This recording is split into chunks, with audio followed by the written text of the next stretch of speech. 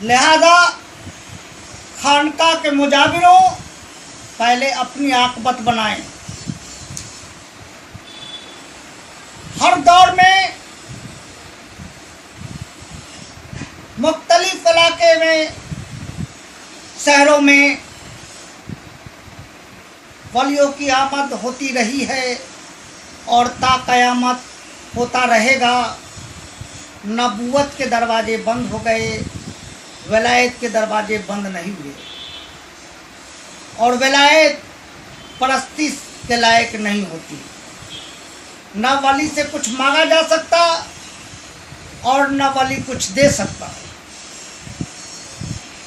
جیسے ہماری والدہ محترمہ ماں جمیلہ قادری رحمۃ اللہ علیہ دنیا میں 81 سال بحیات رہیں۔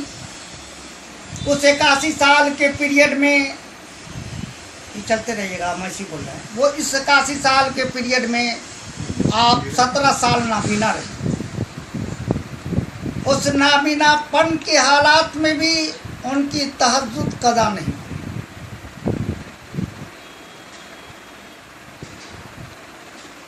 اور ہمیشہ وہ ہمیں کہا کرتی تھی کہ بیٹے کسی کا تنکا کہیں پڑا ہو تو اسے مت اٹھانا، مت چھونا، اس کا بہت سخت عذاب ہے۔ پھر یہ کہتی تھی کہ بیٹے دنیا کا 70,000 سال آخرت کا ایک دن ہوگا، وہاں موت نہیں آئے گی۔ پھر کہتی تھی کہ بھلائی کا انجام ہمیشہ برا ہوتا ہے۔ اس کا یہ مطلب نہیں کہ بھلائی کرنا چھوڑ دیں، چونکہ بیٹے جہنم سے نجات اتنی آسانی سے نہیں ملتی، اور اکثر و بیشتر گھر میں فاقے کا عالم ہوا کرتا تھا۔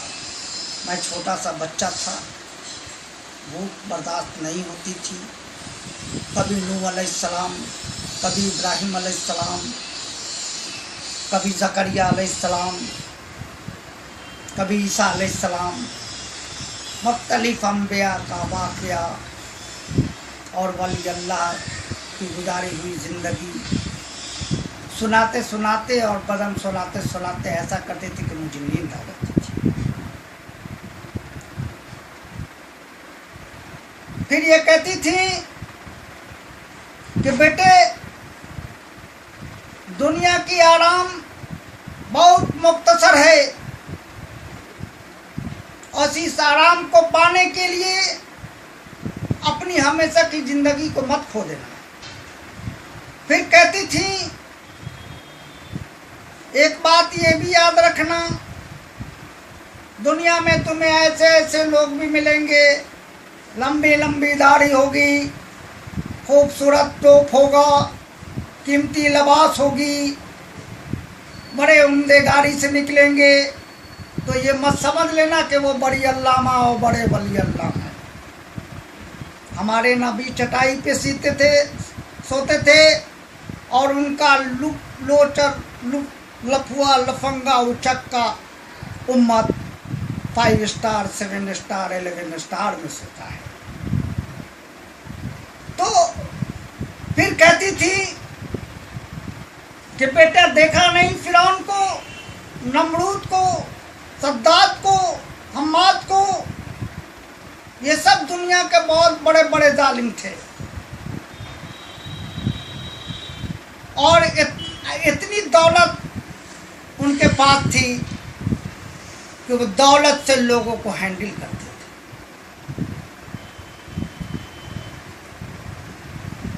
ایک ظالم بادشاہ تھا فرعون، بیٹے یاد کر لو، ایک ظالم بادشاہ تھا فرعون، جس سے اللہ کے کیڑے مکوڑے بھی اتنا نفرت کرتا تھا کہ اس کا یہ نفرت کا یہ عالم تھا کہ اس کے جسم پر ایک کیڑے مکوڑے بھی آج تک بدن پہ ٹہل نہ سکا۔ اور آج وہ مصر کے پیرامید میں اس فرعون کی لاش رکھی ہوئی ہے۔ سائنس یہ دعویٰ کرتی ہے کہ ہم نے اس کو کیمیکل سے اس کے جسم کو زندہ رکھا ہے، مانے اس کے گوشت پوست وہ سب بظاہر دیکھنے میں اچھا ہے۔ یہ سائنس کی کمال نہیں، یہ اللہ تعالیٰ قرآن میں فرما چکا ہے کہ وہ اتنا بڑا ظالم ہے کہ اس سے کیڑے مکوڑے اتنے نفرت کرتا تھا کہ جس کے جسم پہ کیڑے مکوڑے کا سفر نہ ہوا تو اس کا یقینی وہ جسم گوشت وہ برقرار اور باقی ہوگا۔ تو لہذا پھر یہ کہتی تھی کہ دیکھا نہیں بیٹے، کوئی دنیا میں نابینا ہے، کوئی لنگڑا ہے، کوئی اپاہج ہے، کوئی معذور ہے، اور اب بیٹے تمہیں تو اللہ تعالیٰ نے ہاتھ پاؤں دیا ہے، تو تم اس کو کیوں نہیں دیکھتے؟ پھر کیوں نہیں سوچتے کہ وہ نابینا کیوں ہے، وہ لنگڑا کیوں ہے، وہ اپاہج کیوں ہے؟ تم صرف محل کو کیوں دیکھتے؟ پھر کہتی تھی بیٹے اللہ تعالیٰ بہت کارساز حکمت والا، حسبنا اللہ و نعم الوکیل و نعم المولا و نعم النصیر۔ اللہ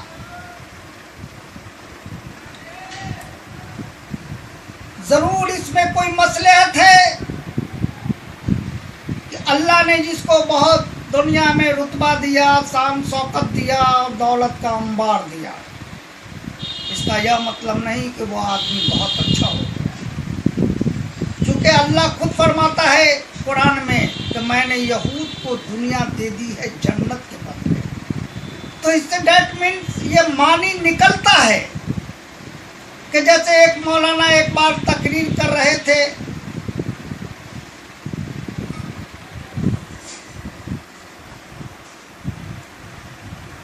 ان اللہ یرزق من یشاء بغیر حساب، بے شک اللہ جسے چاہتا ہے بے حساب رزق دیتا ہے۔ میں دوسرے دن ان علامہ کے گھر پہنچا، سلام آداب کے بعد سنجیدگی سے میں نے انہیں کہا حضرت مجھے بتایا جائے کیا اللہ دولت محبت سے دیتا ہے یا عداوت میں دیتا ہے یا آزمانے کے لیے دیتا ہے؟ کیوں دیتا ہے؟ مولانا خاموش ہو گئے، اور میرا یہ ذہن بالکل آج بھی یقین نہیں کرتا، دل ایکسپٹ قبول نہیں کرتا کہ اللہم یرزق من یشاء بغیر حساب، بے شک اللہ جسے چاہتا ہے بے حساب رزق دیتا ہے۔ جسے چاہنے سے مراد یہ نہیں ہے کہ محبت سے دیتا ہے۔ ہو سکتا ہے اللہ تعالیٰ نے وہ دولت دیا تو اس دولت کے درمیان اللہ تعالیٰ اپنے بہت مختلف لوگوں کو اس کے پاس بھی بھیجے گا، کسی نہ کسی ضرورت کے تحت۔ آج دیکھنے میں یہ ملتا ہے مجھے اس کہ اگر کوئی بندہ کسی نے سوال کیا تو فوراً وہ بندہ کہتا ہے کل مجھے بچے کی فیس جمع کرنا ہے، 1.5 لاکھ روپے اسکاٹ ہاؤس میں فلاں فلاں یہاں وہاں، وہ سب مجھے یہ سب پیسے کرنے ہیں۔ وہ اسے صرف اپنی ضرورت یاد رہتی۔ میری امی کہا کرتی تھی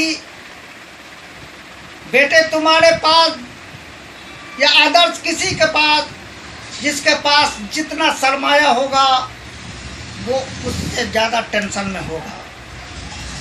بڑے آدمی کی علاج بڑے پیسوں سے ہوتی ہے، بڑے ہاسپٹلس میں ہوتی ہے، چھوٹے آدمی کی علاج پانی سے ہوتی ہے۔ بیٹے پانی میں صفا مانگ لینا۔ آج اللہ تعالیٰ کا فضل ہے، میں والدہ اپنی ماں جمیلہ قادری رحمۃ اللہ علیہ کے مشورے پر عمل کیا اور کرتا ہوں، اور مجھے اللہ کی کلام پر یقین ہے۔ میں ایک دعا ہے جو ہماری امی نے بتایا وہ پڑھتا ہوں، میں سمجھتا ہوں کہ اس دعا کو پڑھنے کے بعد اگر میں کھا لوں پوٹاسیم سائنائڈ مجھے کچھ نہیں ملے گا، کیونکہ میں جب یہ جانتا ہوں کہ اس پوری یونیورس کا بادشاہ جس نے پوری دنیا کو پیدا کیا ہے ایک لمٹ پیریڈ کے لیے، ایسا نہیں ہے کہ کب فنا ہوگی کوئی نہیں جانتا ہے، اللہ نے صاف فرما دیا فنا ہونا ہے، اس کے آثار بتائے گئے ہیں کہ दुनिया फना होना है, जब फना होने का दिन होगा वो जुमा का दिन होगा, असर का वक्त होगा, मुहर्रम की 10 तारीख होगी, वो हिजरी नहीं बताया गया। तो मतलब एक पीरियड है, एक लिमिट है कि फना होना है। उन लोगों को अल्लाह ने ये बात बताई है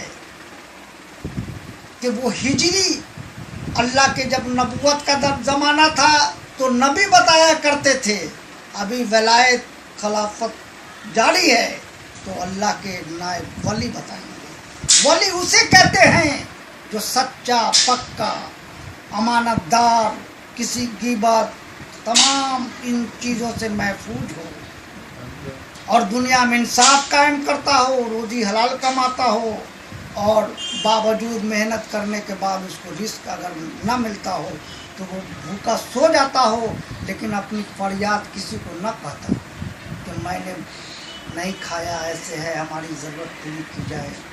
फिर वो ये समझता है कि मैं कहूँगा तो अल्लाह की शिकायत हो। दूसरा ये समझता है कि अगर मैं जिसको कहूँ वो मुझे हकीर समझेगा।